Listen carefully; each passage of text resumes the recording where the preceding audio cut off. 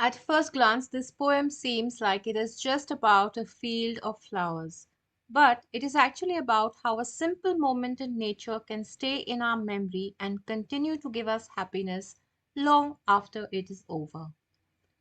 Hello and welcome to Literature Simplified, where I explain English literature in simple English. Today, we are looking at the poem Daffodils by William Wordsworth, a renowned romantic poet. Romantic poets believe that nature deeply affects our emotions and our inner life, and this poem is based on a real life experience Wordsworth had. While on a walk one day, he saw a large number of daffodils growing near a lake. That simple scene stayed with him, and he later wrote this poem about it. Now let's go through the poem line by line.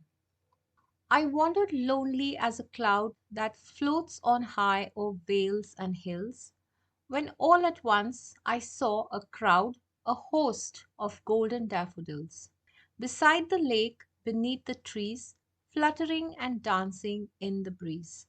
The poem begins with the speaker saying he was wandering alone, comparing himself to a cloud floating high above valleys and hills. A cloud is light, drifting, and detached, and he wandered in the same way, just drifting unhurriedly through the countryside. He suddenly sees a crowd of golden daffodils. The word crowd is usually used to describe a group of people. So already the flowers are being given life and presence. Then he uses another term, he calls them a host of daffodils. This word is sometimes used in a biblical context to describe angels or stars, a host of angels or a host of stars. And he's describing a gathering of something almost majestic and ethereal, meaning otherworldly or almost spiritual. He mentions that the daffodils are fluttering and dancing in the breeze. The word fluttering suggests soft, light movement, almost like the wings of a butterfly. And dancing suggests joy and rhythm. We imagine the flowers swaying gently, lightly, and gracefully. Continuous as the stars that shine and twinkle on the Milky Way, they stretched in never ending line along the margin of the bay. 10,000 saw I at a glance, tossing their heads in sprightly dance. To emphasize how many daffodils there are, he compares them to the stars in the Milky Way, which is the galaxy that our solar system is in. Which is to say that they seemed never ending as far as the eye can see. Also, the way that the flowers move is similar to how stars look when they shine and twinkle. When he says 10,000 saw I at a glance, he means it in the way we sometimes speak in everyday life. For example, we might say there were millions of people there. We don't mean that we counted millions, but that there were so many that they seemed impossible to count. When he describes them as tossing their heads in sprightly dance, he is creating an image of joy and energetic movement. The waves beside them danced, but they outdid the sparkling waves in glee. A poet could not but be gay in such a jocund company. I gazed and gazed, but little thought what wealth the show to me had brought.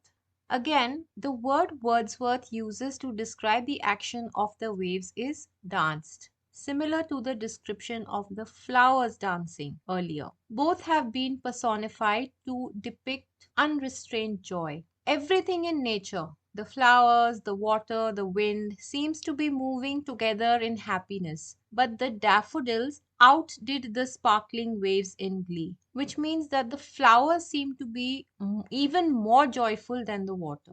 The word sparkling again suggests light, which echoes the shining and twinkling of the stars that he mentioned in the second stanza. He says that any poet could not help but feel uplifted and cheerful in such joyful company. He kept looking at the flowers for a long time but did not realize at the time what wealth this sight had brought to him. This wealth is not measured in terms of money but is emotional wealth, the value of which he will understand later.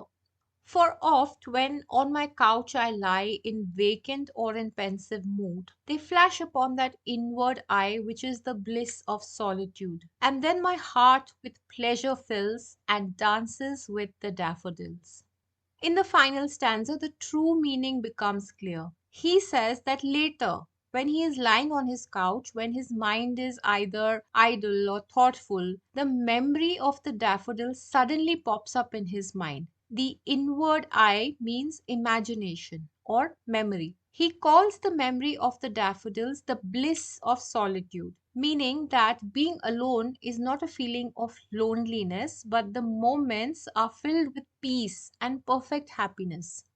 And once again, notice the repetition. His heart dances with the daffodils, the way the flowers danced, the way the waves danced, and now his heart dances. It's as if he has been included as a part of nature, one with them, sharing their joy of life. If we look at the language of the whole poem, we notice something interesting. Almost every important word suggests lightness and movement. For example, cloud, floats, fluttering, dancing, twinkle, sparkling, tossing.